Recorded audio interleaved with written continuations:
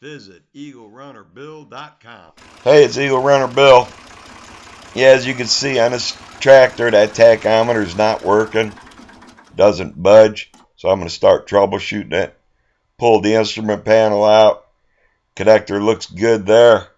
Go on down and I find out this thing plugs in on the generator and it's all broke off.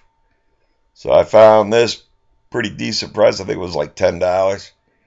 Go ahead and reinstall it and replace the old broken one.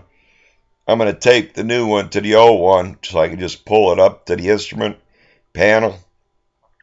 Could be a good idea, but on this it wasn't that good. I could have just shoved it up there myself.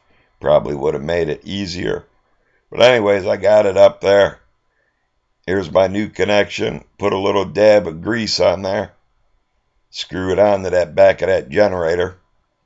Up at the top, put a little grease on it. Slide it in and into the back of the tachometer. Make sure you got it in there nicely and not bent or crooked. Go ahead and tighten up the nut on the back.